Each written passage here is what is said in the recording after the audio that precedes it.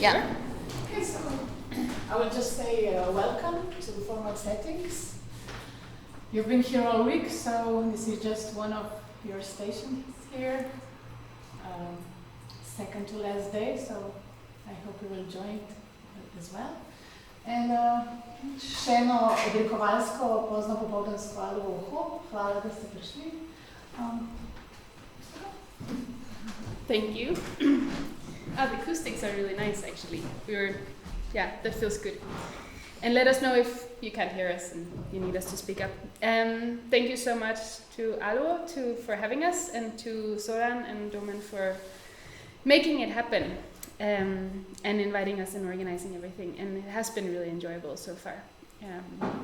We are formal settings, like we were introduced. We are Berlin and Copenhagen-based graphic design and type design studio.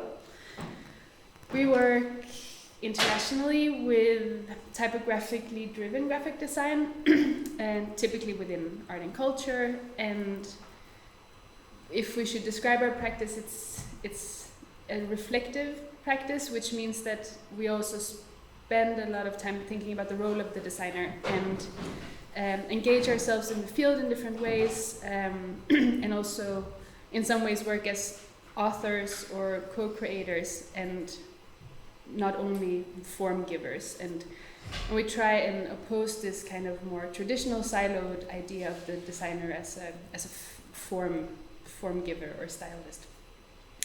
And something we really found our practice in is blending craftsmanship and tradition with experimentation.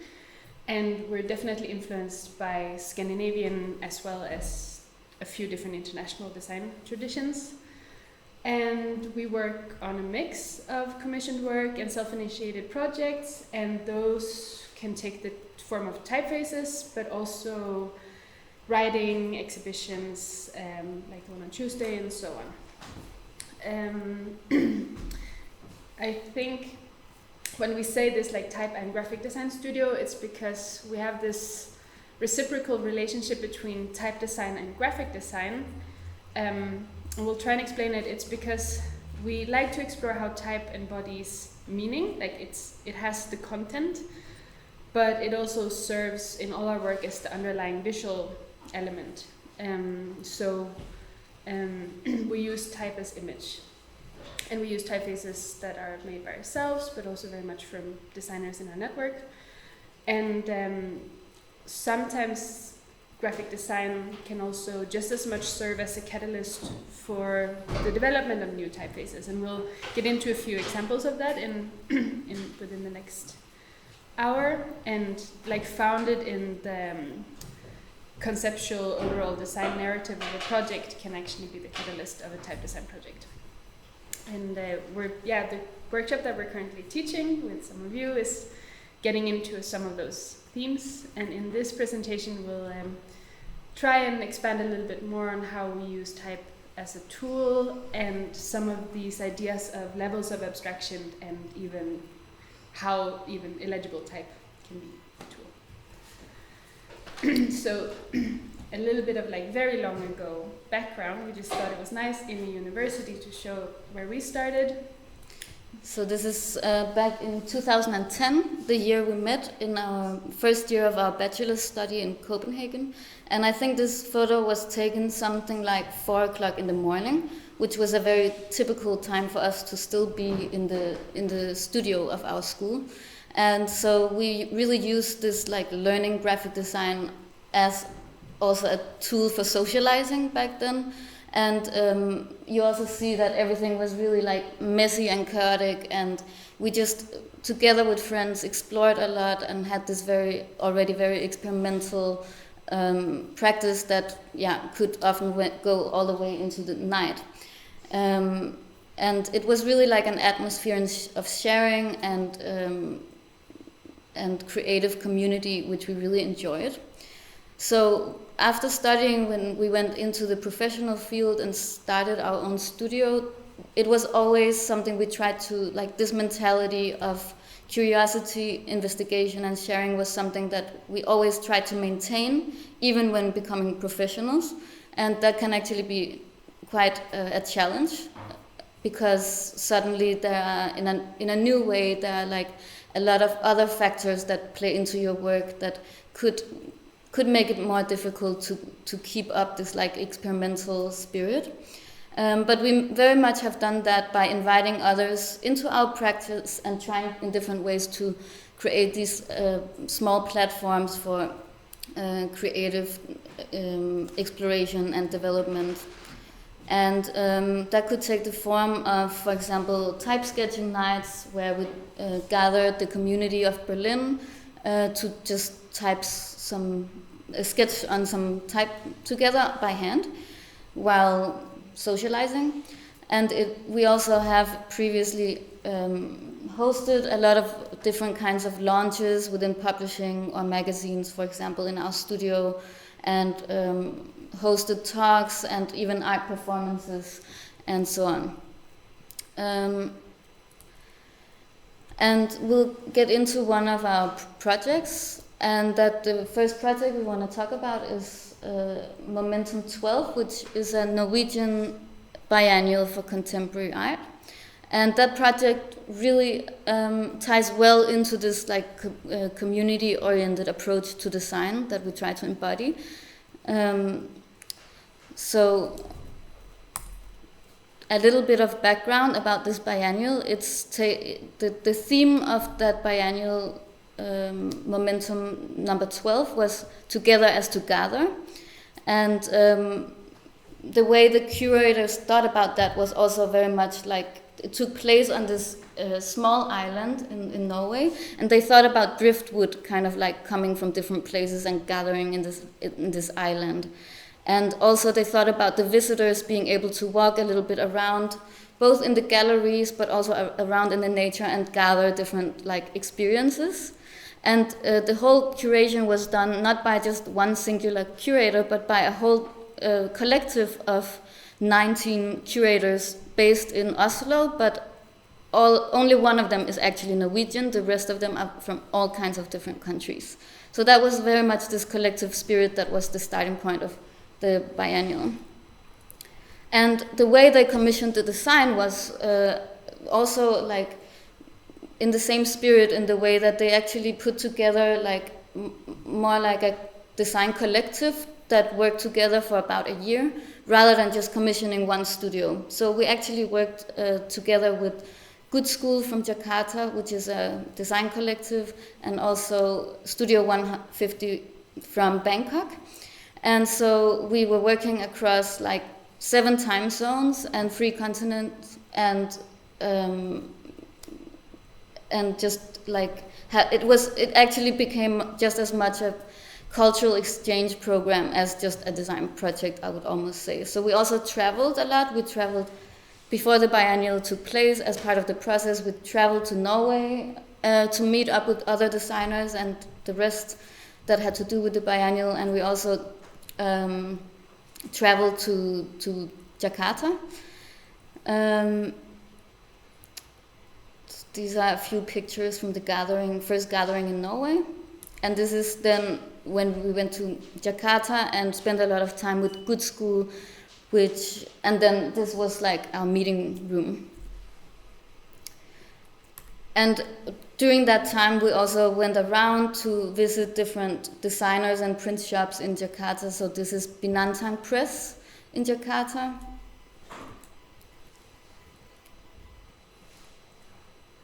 Traffic was crazy. And generally we just met up with so many designers there and got to know about how it is to be a designer in such a different place and such a different culture.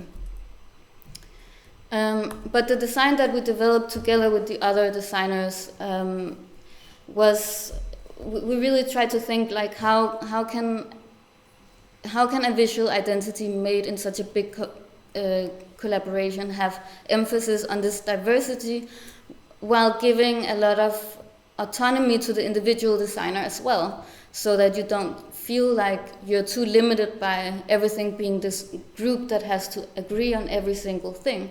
So we created this system where momentum together as together was more static and always the same typeface, but then the number 12 was where we could really have a playground, and the number 12 would always change. It would never be the same for each output, for each poster, for each digital ad, and so on. It would always be something new.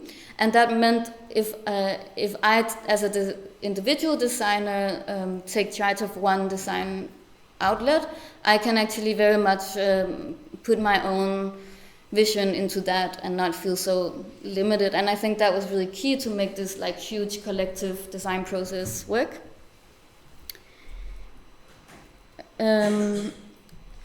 So this is an example of some of the posters, and as you see, we created this typographic framework that almost mapped out like an architecture, something that felt really structured and stable, so that the number 12s could really like inhabit a more expressive quality and even become quite abstract or playful. And we were in charge of all the print products of the biannual, so we also divided a bit like who was focusing on what. For example, others were focusing on digital design, and others again were focusing on the architectural design like wayfinding and signage, but we were in charge of print. So for example, we did the posters, but we of course wanted to make like quite a broad series of posters where we also asked the other designers to contribute their individual number 12s. Yeah, so one part was also the publication, which is always a bit of a challenge in a biannual, because when the audience arrive on the first opening day, you need to inform and prepare them in a lot of ways up front. Who is participating, what is the theme, what is the curator's statement, and so on. But it also goes on for months, and you also need to document all these performances and installation use of the artworks and so on. So there's this twofold function of a publication. That was a bit of a challenge. And this kind of temporarity, or like both that it's a temporary thing, but it still has this duration, that affected very much the production method, and also the fact that UL and the gallery is this island. So we love the idea of something that feels very local. It's a local community, and this island also has a newspaper press. So we wanted the biannual communication to feel a little bit like local news from this community that comes, this international community that happened around the biannual. So it's like everything is just walkable in this little like farm community in the middle of nature. And all the aspects of everyone's lives was very much shared.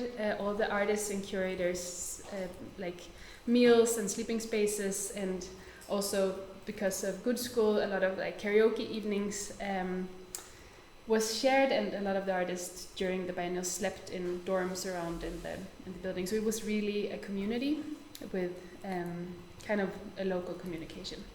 So that tapping into this, we chose to make the publication into a newspaper. And again, like we have this typeface, and we can agree there are a few like things that we all agreed on, but we can make the newspaper our own and have some more like a classic composition, and print it locally and just have it delivered the next day, more or less. So that was really practical and playful, and it really happened that like when the newspaper came out of the woodworks and the workshops, like the people started coming and like, ooh, the article about me is there, and it was really like this exciting local news arriving moment. It did feel a bit like a small village where everybody gathered when the news came out. And also we found out early on in the research that the gallery, who's existed since the 70s as an active gallery, has this long tradition of printing newspapers as a part of their communication. So we could add ours to this beautiful long row, and with time the paper will also oxidize and get the same shade, this yellowing, and start fitting in more and more. And the publication, it lives in this sleeve that further kind of emphasized the theme of gathering, because it allowed visitors to gather all sorts of memorabilia from like some note that they found, because some of it was about finding notes in the forest, and they could like put that into the sleeve.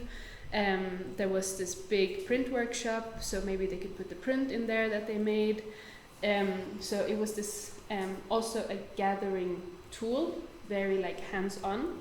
And the numbers we drew for this was inspired by a very traditional like Gothic factua newspaper headline type of typography, just in a contemporary interpretation.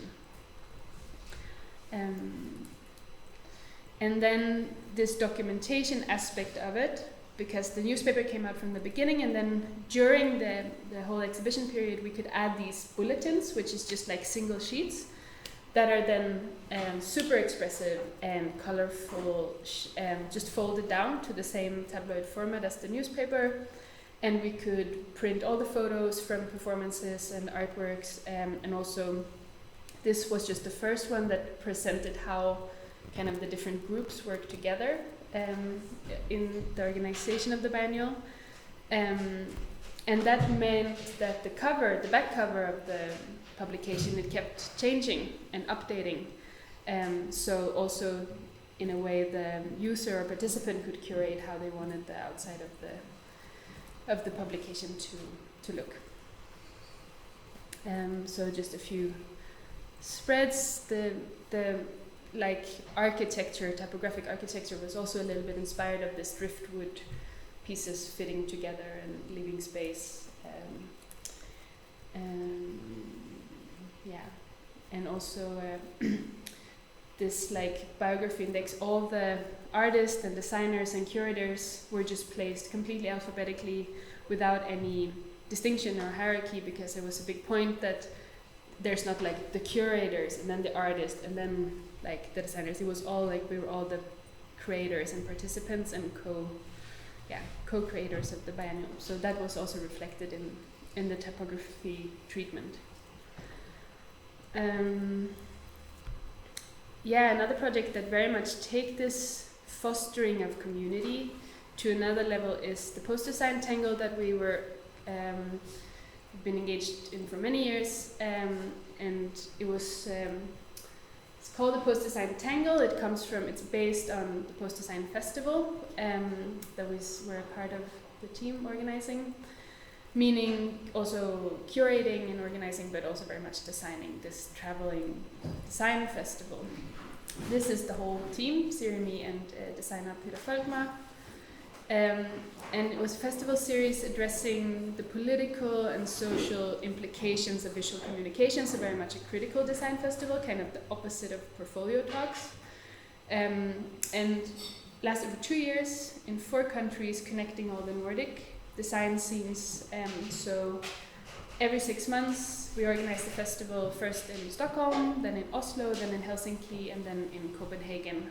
And the overarching theme was entanglement, and kind of seeing how these countries are different, and how these design scenes are different from other design scenes, and more about what is in common and what can be exchanged and learned. So for example, this is from Stockholm. So this is the result of a workshop hosted by Ljubljana's Nesprah, who made a type design workshop that ended up covering the whole event area windows. And for example, there was a lecture performance by Kexin Hao, with the entire audience doing this full body workout as a part of her lecture. So we also made a lot of participatory talks. Laura Papa made this outdoor book launch and community reading. All the audience helped read parts of the book, and there was also this beautiful homemade schnapps that she hadn't brought as a part of her talk to Helsinki. It was also interesting as organizer, okay, we have the flights, we have the hotels, we have a budget point for schnapps, okay, fine, yes, of course. And then, since we also did design the identity for this festival, we want to go a little bit more into explaining the process behind it and how it came to be what it was. So since the festival was called Post-Design Tangle, we of course asked ourselves, what is this tangle? What does a tangle look like?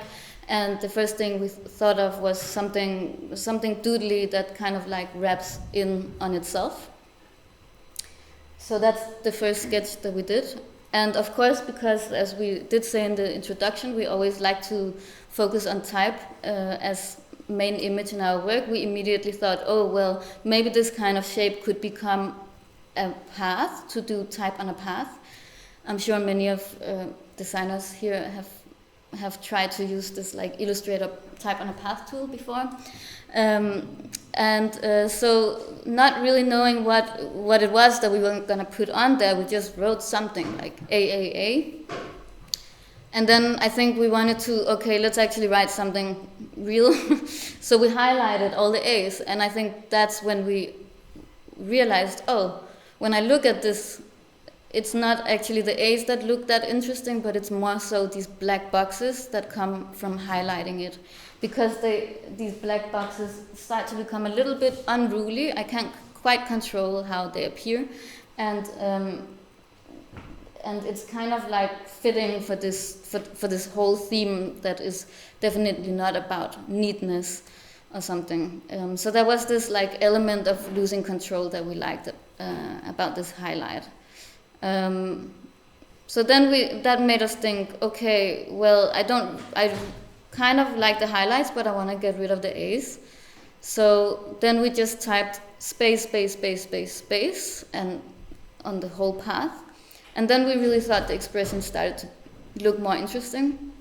I also think you could say that like the conceptual aspect of highlighting spaces did tie into the concept of entanglement, because entanglement is exactly about all the things that's in between and not so much about the objects themselves. So it's more like the meetings, the clashes, the interactions, the connections.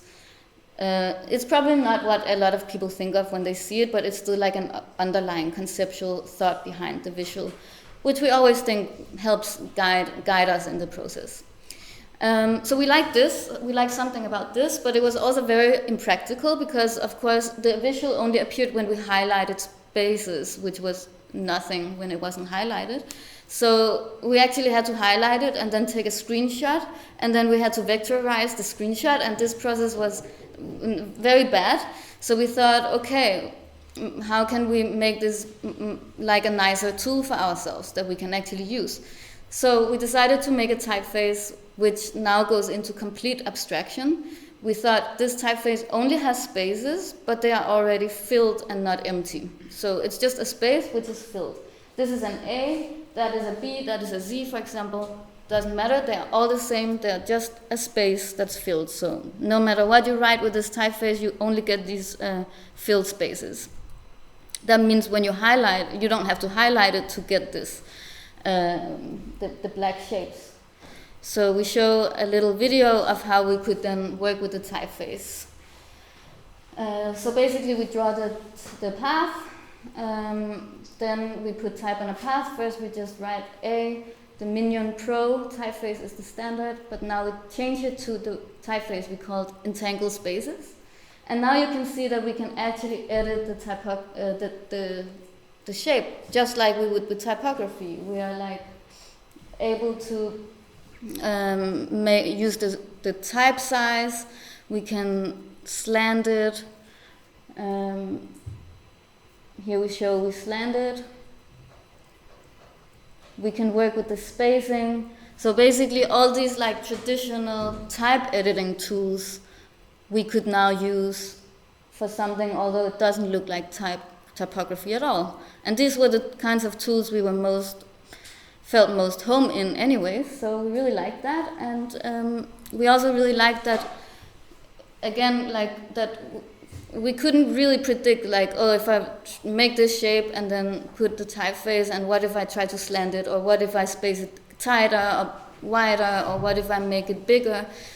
I have no way of really predicting what visual comes out of it. So there is this element of surprise and also element of losing control a bit to then try to take it back again. So that is something we like to play with a lot in our process, like trick ourselves to lose control and then gain it back. Because if we're always in control, everything becomes too static and linear and logic and boring, because we never really surprise ourselves. So that became a kind of a tool. We also often like to use work in this way where we think about an identity not as just one image, but more that we create a toolbox that can then be expanded on and used in many different ways. And for a long time we can still be creative about how we use it.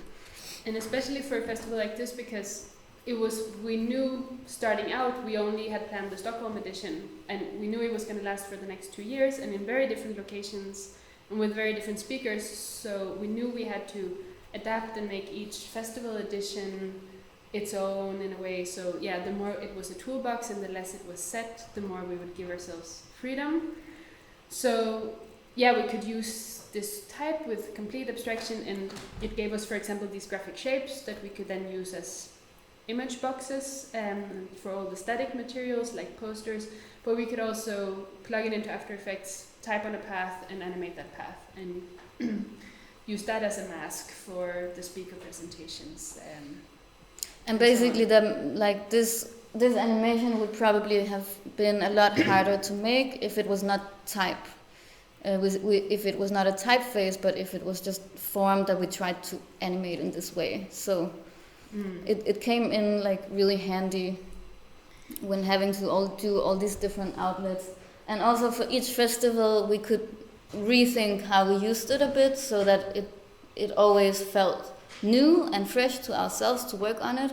So for example, in Copenhagen the sub-theme of entanglement was community, so then that's how we came up with the idea of creating many small tangles that fit together instead of just one big. And we did many different kinds of speaker presentations where we mixed their work into these different graphic shapes. And that we also rethought a bit for each festival how we wanted to make the animation. Yeah, so the previous one was Norway, this is Denmark, Finland. This one, for example, the sub-theme was power, so we used it in a way where it's like radiating, like lightning, like sending out power. And it also worked as these like, it's actually very fitting names, but for each speaker that was going to come on stage, we could have this like loader icon that was also made by the typeface, and then definitely like taking also a more interactive approach for the online platform, where the visitor can lead the tangle and let it explore. So yeah, we heard that a lot of people were like, I never got past the front page because I just like sat for 15 minutes playing with this snake. But yeah, we could use them as all these like little frames or loading like icons and buttons, and then there's this aspect, you could see a little bit of it on the front page, how even the word post design tangle has footnotes. And aside from the festival, there's this huge editorial platform, which is a very layered website. It consists of recorded talks from most of the talks were recorded at the festival in all 4 countries. Also has essays and articles and interviews. And with it, we also wanted to explore, okay, what does entanglement mean as an editorial approach, and how that can guide editorial decisions and design decisions. And for us, that, for example, means digressions and associations. So it has so many footnotes, and there's cross-references and all these layers and layers of footnotes. We also, in the article you can see that the footnotes actually take up a whole, like, we didn't treat it in the academic way at all, but we, instead of placing it somewhere at the bottom or off in the corner, we gave it a third of the space, saying that the associations and the additional knowledge and the shared knowledge that comes from somewhere else and how we build knowledge together is just as valuable as the content itself. And also, if someone made the article, the rest of the team and also other contributors added footnotes. So it was very much a collaborative process. I think it was also a comment about non-linear knowledge. So whereas traditional academic footnotes, they're always like a definition, which feels very final. This was more like, it could really be more playful, visual, or just reflective notes that maybe questioned a little bit how knowledge is produced and delivered.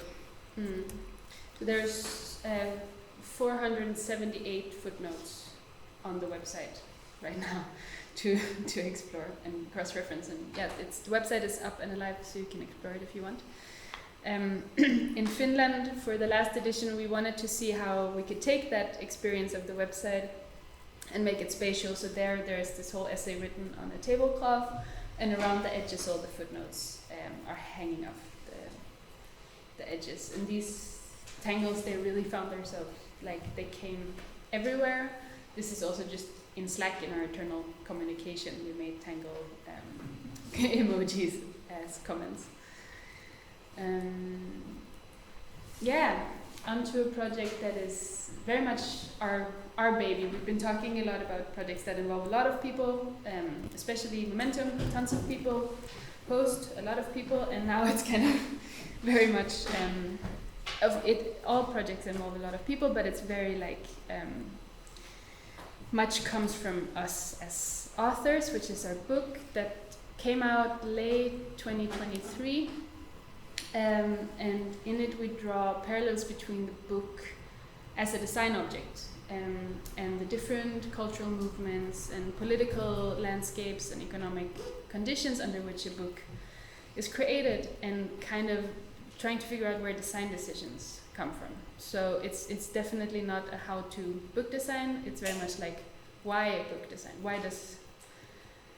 Why do we as designers think as we do, and look at how other designers have been thinking? And it started in this place. It's called Hopscotch Reading Room. It's a place in Berlin that really has meant a lot to us. It's a bookstore that also is an event space. For a while they did like many events per week, talks and launches and so on. It's a really international meeting space. Where we began hanging out and quickly began talking to the owner a lot about all these visual properties of books. So it began really just talking about paper and binding and typefaces and design eras and traditions, origins of books, and so on. And these conversations were really enjoyable. And then he asked us, okay, they come from a really like literary perspective. And they say, okay, most of our audience they see books very much as like holders of content and knowledge sharing. But he found it very interesting to start looking at books also as design objects, and what that relationship what design mean for the experience of reading and knowledge sharing. So he asked us if we wanted to share some of these thoughts on their Instagram channel, which we said yes to, so that their audience could start joining this conversation. So we did this like column, I guess the modern version of a newspaper column, called Weekly Notes on Book Design. And in the beginning really talked a lot about like practical things, and more started to look at the contexts. So it started as this really low-stake writing project that we did, mostly to engage with our ongoing dialogue with this bookstore, but after having done so consistently for a few years, we realized how much text we had actually written, and that this amount of text was enough for a whole book. And we also thought that we couldn't really go on like this forever, because it was also quite a big commitment to produce a new text each week. So we thought we had to find a way to round off the whole project and then of course we thought about the idea of letting these books, texts go full circle and be collected and become a book themselves. So we picked out 49 of the texts. We had written more than that, but we picked out 49 favorites, and then we wrote one last text, which was number 50, and which was about the book itself, the new book that we produced. So we basically, before the book even existed, because of course it wasn't printed yet at the time we wrote that text, we imagined how the book would look in the end, and we gave it the same kind of reflective questioning of why is it that format, why is it those materials choices, and how did the design decisions come to be as they are. And so text number 50 was quite meta in the way that it was about itself. But basically the book is separated into two parts. It's the text from number 1 to 50, which looks like this. And then in the back there is an image section that shows photos of the books.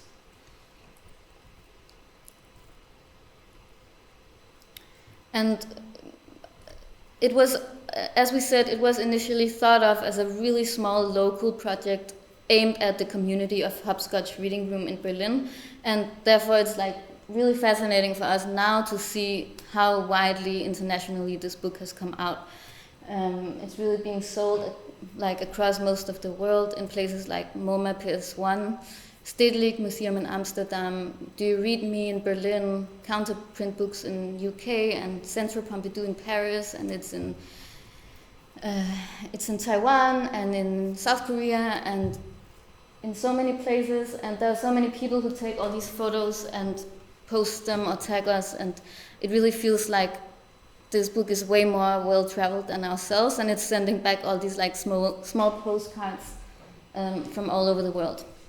Now, though, it's actually sold out from the publisher, and we are currently actually working on a reprint, a new edition. Then we'll also touch on a more purely type design project, which initially didn't come out in relation to a graphic design project, but was really more an example of like a retail typeface production, which we'll touch on a bit briefly. It really has a whole backstory on its own, but I think we could talk about that for a whole talk in itself, so we'll just go over a few important details. But this was the starting point of the typeface. It was an old specimen from a type foundry of Leipzig in Germany called Schelter und Giesecke that we found, and we kind of liked it, but also we just like sometimes to not start from a blank page, but look back a bit in history and get some input from past times. Although the project may end up looking quite different, which was also the case here. But on the A, we noticed a small printing error, because when at the time this specimen was printed, it was done with metal type, so it could easily happen that just a little bit too much ink gathered in one place. And so this was really not part of the design, it was just an unintentional detail.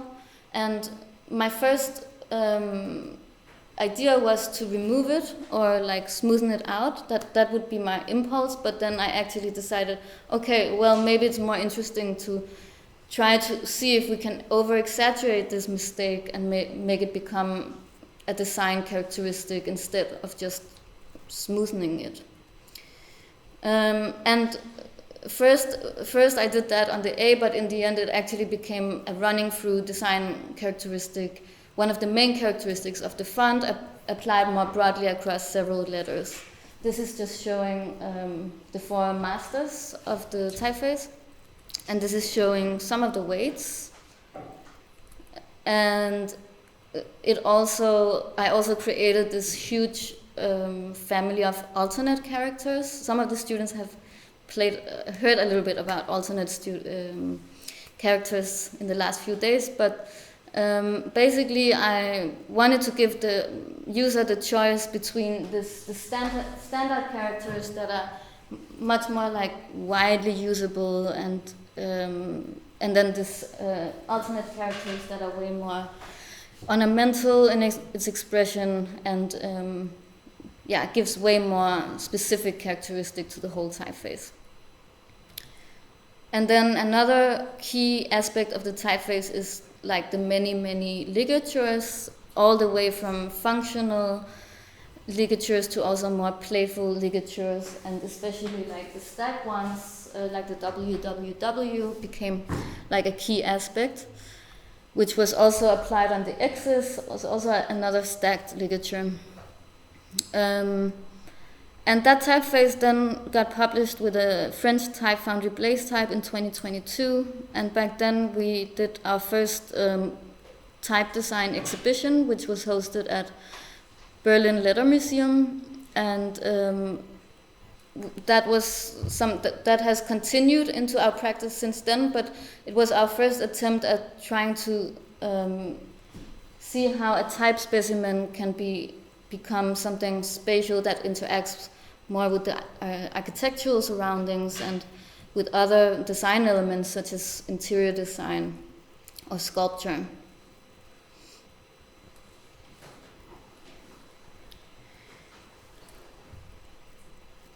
And this was the opening. They had this Berlin Letter Museum has a huge collection of really amazing, like old, like neon signs from the streets, and then of course we also had to do a cap. So we did this worldwide wearable cap, as we call it, and sometimes we like to do that. We also find that merch can be a great way of like connecting a community and having this little marker, like a band shirt or something. And then we come back to this project that we already went over, because when we started the layout process of that book, that's what kickstarted the development of a new version of the Silvana typeface, which was a text version, whereas the other one that had already come out was really like a display version, meant at big sizes. It was very detailed and very contrasted. So here you can see how we kind of like made the contrast way less pronounced, and we also got rid of this little ink detail and generally like worked a bit on the X height and did some tweaks to turn it into like a more small size, long text readable functional typeface. And so that's also out now and available. Hi. Hey. And of course it has a lot of the same characteristics, like the alternates and the same ligatures.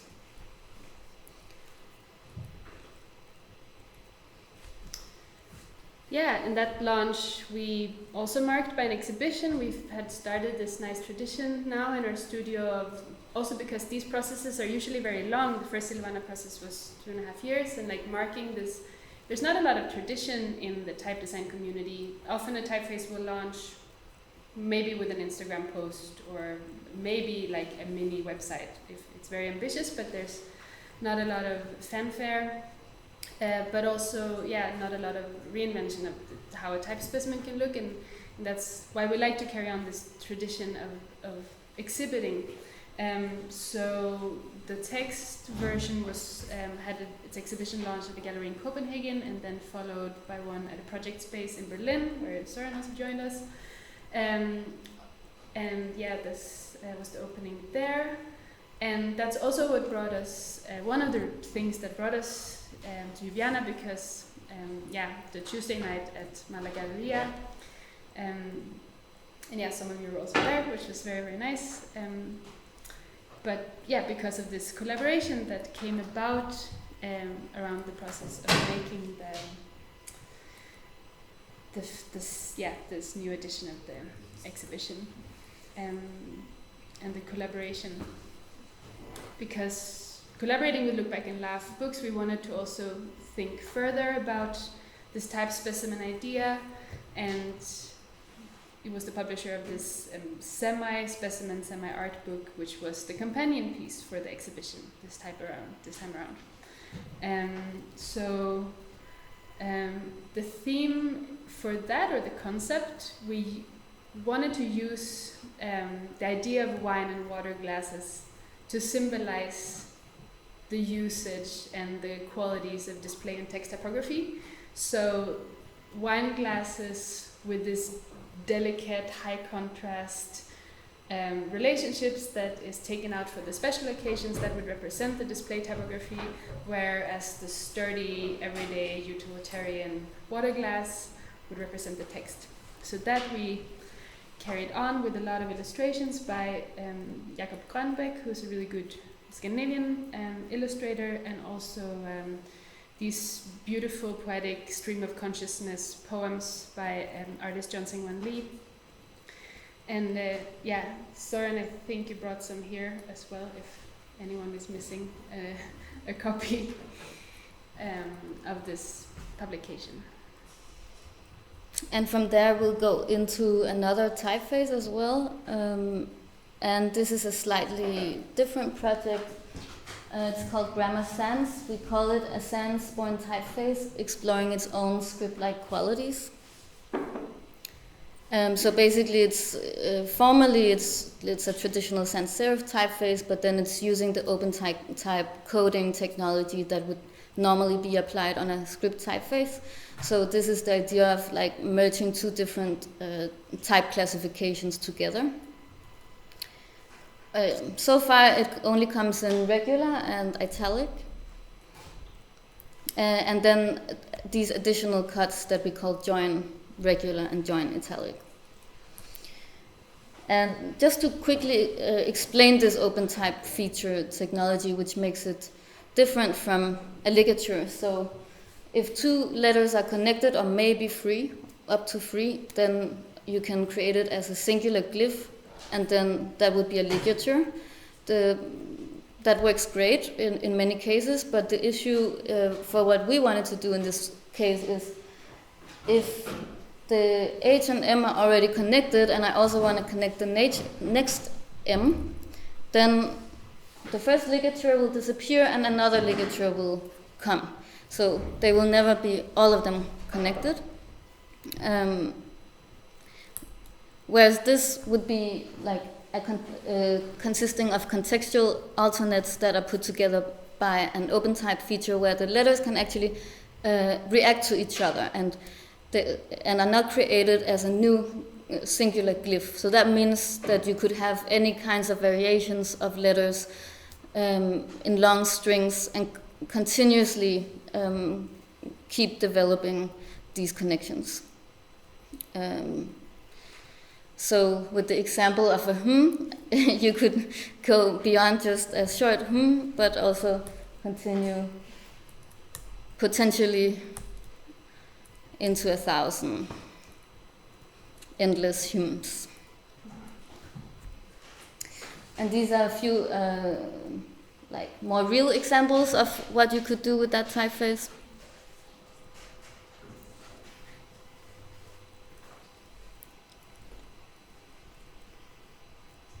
Yeah, the uppercase also has these connections. But aside from this like playful connecting, it also, aside from the join weight, it's a workhorse sans serif that we also use that way. And just made to be very, very functional and readable. So that's also how it's used.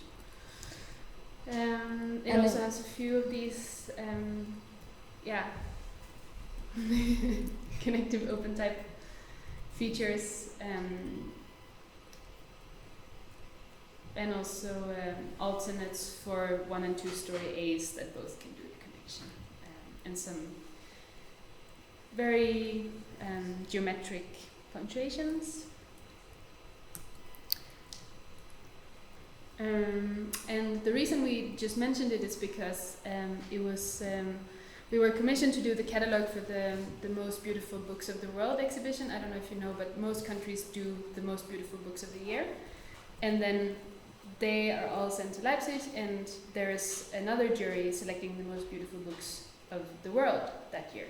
And that, the shortlist and the selection are exhibited, and there's also a catalogue every year. Last year we were commissioned to do it. And that is very much also about connecting design cultures and make more people kind of join the conversation about book design and about connecting with communities in the book design scene. So this connecting typeface felt like a way to very much support this story. So that's actually also how it came about, and that's where Grammar Sense actually first met the world. It was a very... And the deadline of this catalog also very much worked as a motivating deadline to finish at least the first 2 weights. Yeah, so it was developed completely like alongside the design of the rest of the catalog and the concept, and where the type is what carries the concept alongside this additional idea of these 3 holes along the spine, because for us, this book design competition, it's so much about interacting with books as objects and twisting and turning them and getting to know them and weigh them in your hand. So we wanted to play with this idea of gravity. So when you hold the book or hang it on a nail on the wall, it can like shift and turn around from 45 and 90 degrees, and really inviting the reader to interact with it. So that like the weight of a book can actually like be illustrated by gravity itself in a way. And this also became like the visualization on the stage for the presentation. And since this catalog, it's about other books, it's a book about other books, it has this very concrete task to solve, which is to be eye-catching and very festive to begin with, and invite the reader in, but then also very much be informative and very clearly and factually present the winning books of the competition without interfering or overshadowing their design. So it has this like very bright, colorful outer color scheme with glossy pages, and then you enter this like book presentation section where the paper changes from glossy to uncoded. It's very calm, it's free of any like of these identity creating, no more joint typeface, no more bright colors. It's just this calm uncoded paper to contrast the outer sections. So that's the majority of the catalog is just very cleanly layouted, and then we come back to more of like the surrounding information, a little bit more about the shortlist. And actually when we published our book, we commissioned, asked a friend who's artist and designer and teacher and researcher Prem Krishnamurthy to write the afterword for our book, and he ended his text by this paraphrasing of a Kate Tempest song, where instead of love he wrote books. So it's just make books, let me be books, let me be booking, let me give books, receive books, and so on. So we actually just straight up asked, okay, this is beautiful, and for this kind of most beautiful books of the world, can we use it again and as the ending of this catalog? Yeah, and we also liked that it was literally the last words of our book, and then it also became the last words of this book as well. And I think often kind of small ideas like that travel between different of our projects. Yeah, we'll finish with this project, which is a little bit related to riso, that also a lot of you are familiar with as a technique. It's a project for the Danish Association of Book Arts, which is like the ones that pick out the most beautiful Danish books every year and do book-related events that we're also involved in and are in the board of. So it's a publication that we both designed but also co-edited, and were very much involved in the production. And it uses these, I don't know, maybe you have a better term for it, or change sheets. So basically when you have to change the color drum, you have to pull through shitloads of sheets before the color comes out clean, which makes a lot of these weird mixed gradient color papers, and they were all in this discarded pile at our local riso print shop. And we found them beautiful and all very different, and plus the back and front of them were all different. So we got a lot of them and then added this 3-color screen print typography. And then, yeah, the nice thing is this contrast has happened because it's Munken paper, uncoated, that they use for all their riso production, but then adding the screen print adds this beautiful contrast in texture, and that really catches the light. And also the inside is then using something called riso offset. So it's a machine that has the color drums inside are not the classic like list of riso colors. It's CMYK. So the technique is the same as riso, but the colors are of like 4-color, like offset print. So it's like the meeting point right between offset and riso, which gives the images this kind of funny vibe of being normal in color, but it still has this very special atmosphere that we really liked. So the whole publication is printed on this riso offset machine.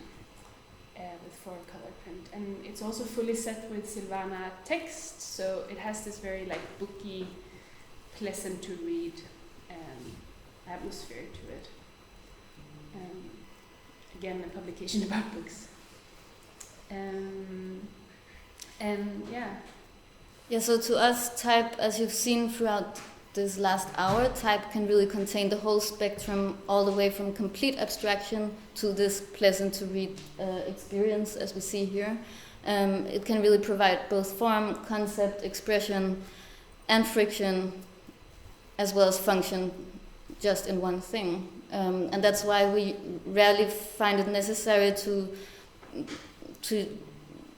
heavily use so much other visual communicators than type, because we really find that there's so much you can do, there's so much you can play with, and really like dial up and down on this like spectrum between functionality and abstraction according to what project you're creating. So that's very much how we design and how we work. And also what the students have been more on the abstraction side of the scale this week. And that's us.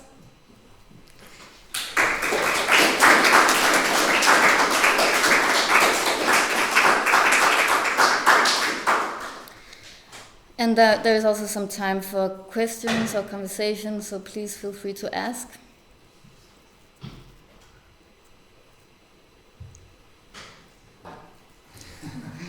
I have a question, technical one. So, specifically with this word, thanks, does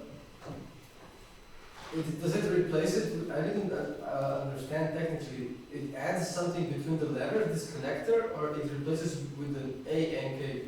It replaces a normal A with an A that then has all of this connected here, and then it ends here.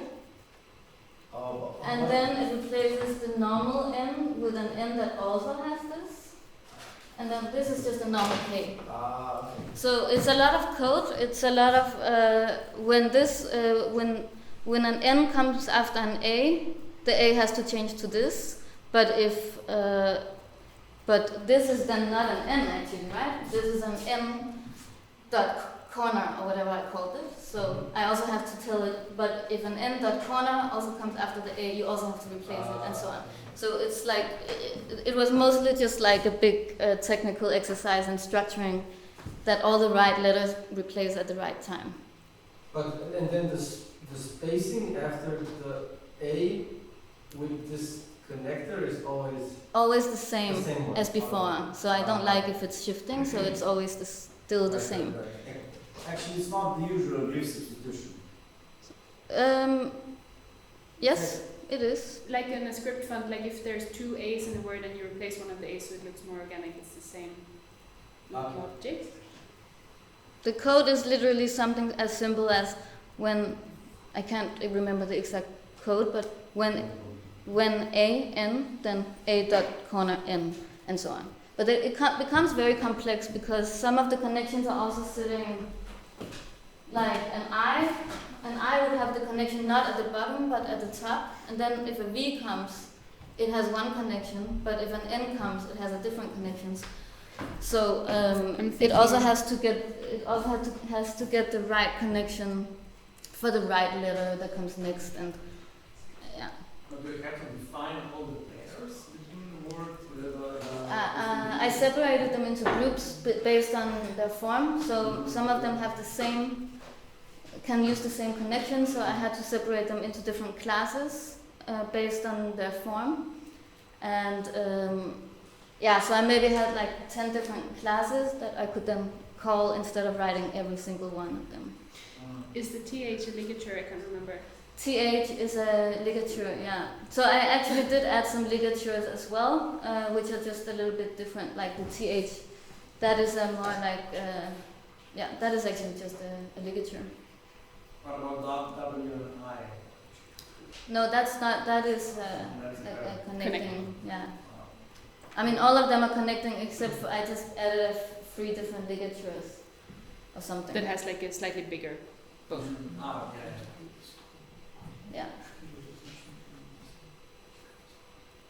I guess everyone wanted to ask you about the Renaissance.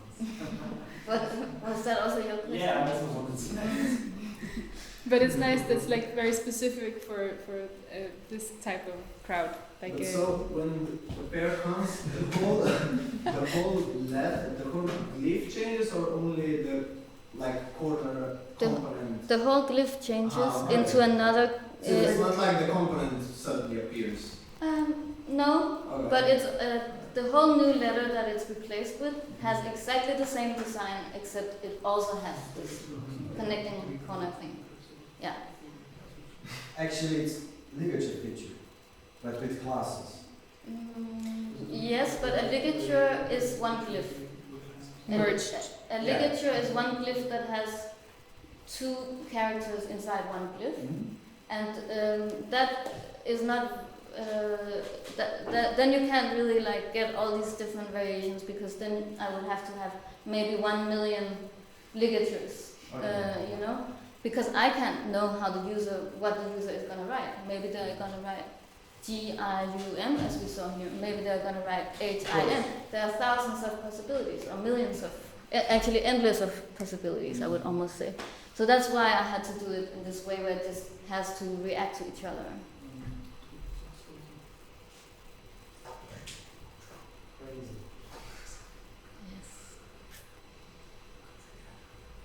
Anyone else? What about some of the students? Do you have questions?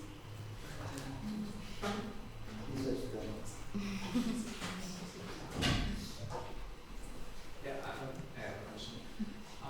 About Silvana typeface, did you know in advance that Baseline would release it, or did you just like finish it before and then you search for someone to release it, or what was the process? I knew it very early on. I think I had drawn about 5 letters when it was a little bit by luck and accident that actually I think I just asked, by coincidence I was in touch with the founder of that foundry, and I asked him, can you give me some feedback? And then he gave me feedback and I corrected it, and he kept saying like, yeah, just show me after, and then I think after a couple of emails, he asked, do you think you could develop this into 10 weights and variable and so on? And I was like, yeah, sure. Give me 2 years. Give me a couple of years. It took 2.5 years to do that. Was supposed to take 1.5. But also like this was while working full time in our studio, and like this evenings and mornings, and like very much like a side quest. But I think the type community is nice like that. It seems like giving feedback and sharing and like learning from each other. It seems there's been a lot of that also, and because I never took a type design master or something like that, so I always just had to be not shy and just ask people. And there are a lot of type designers in Berlin, so I'm not short of people to talk to. And I think that's the most important way of learning type design, is by borrowing someone else's eyes who are more experienced than yourself, because they may say, oh, this S is dancing. And I remember actually that he did say that to me, Mathieu from Blaze Type, and I had never heard that expression before. I never thought about it, and I thought, dancing, what does that mean? And then I looked at it and I suddenly understood, yeah, right, it is dancing. And then I had to start figuring out how to balance it, and then, you know, once someone else has seen it, but what you couldn't see, but it was pointed out to you, next time you will see the dancing is. So that's really how I think it's the best way to learn in terms of type design, because it's so much about being able to see very, very, very small details.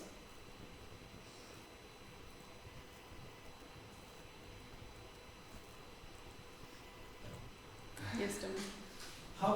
How important is for you to work as a team, as a duo, and then you know, starting the career and then develop it? So you know, sometimes it's good to have a wingman. Mm-hmm. I think we've been very lucky in that sense, and we meet a lot of people who are like, oh, I wish I had that someone who I've known for so many years and been able to work with so many years. I mean, we have been collaborating in some ways since the very first moment we met, because we did school projects together. We took on, you know, there's design competitions like when you're in school, and the first clients we took on together, and then we started our studio very much as like we took on a few projects and then we studied and we had other jobs, but we had this shared website where we had, this is our shared practice, far from full time.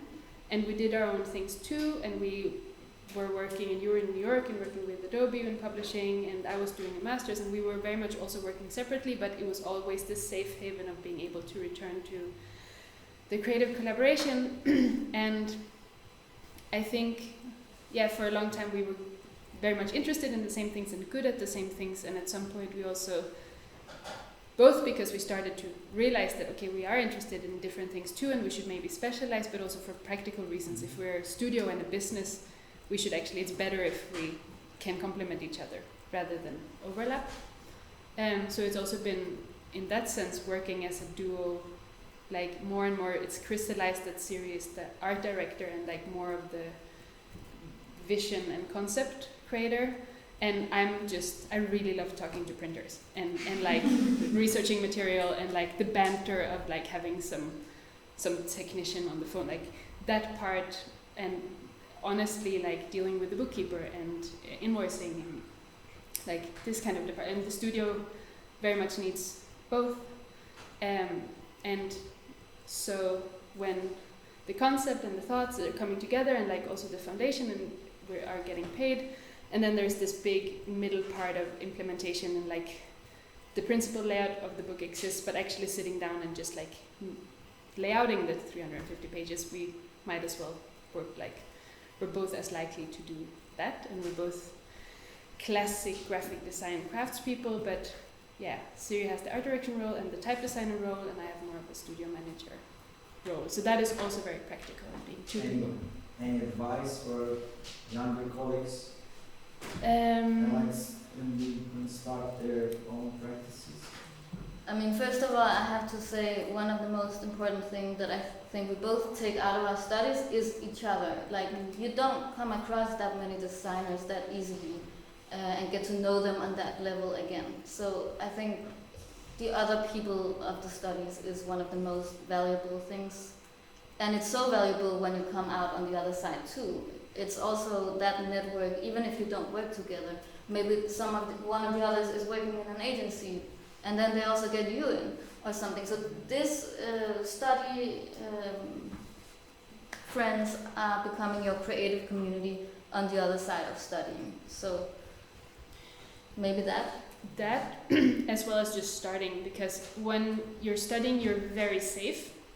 You have a most likely quite cheap lifestyle, not a not a family with kids and expensive, you maybe don't own your apartment or a car or all these things, so you can actually afford to do some of these smaller culture jobs where usually not paid very well, but you can be quite creative and really learn a lot. For example, we did editorial design for this art magazine, unpaid for a while, but every 6 months we could completely redesign the magazine of like 200 pages, and we got so much workflow and editorial design experience, which meant that we could comfortably ask for money for editorial design.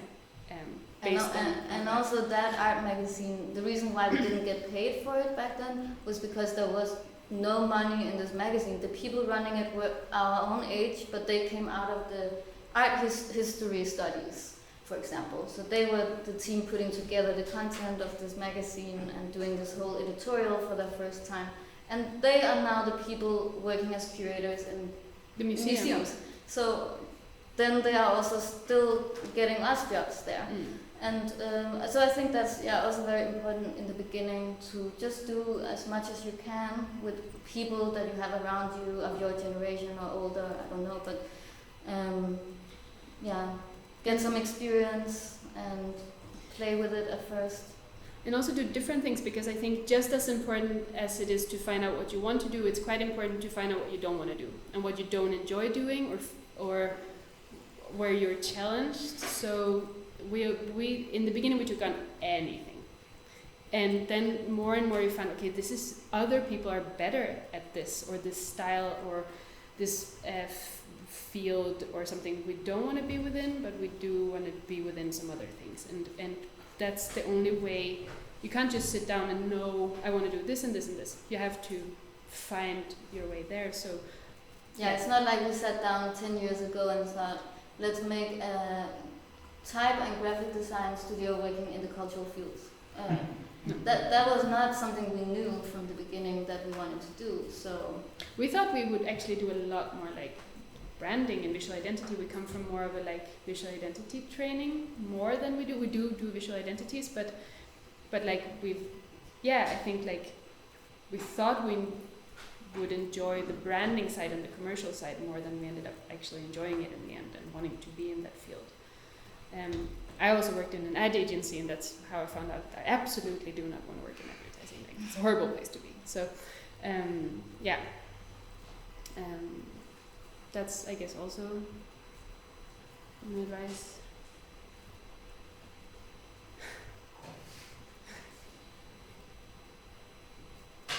Cool. You're probably tired, so let's wrap it up. Or sure. Any more questions? Anyone? No worries at all. And also, if you want to ask something but don't want to do it in the public, then just come ask us. Anyways.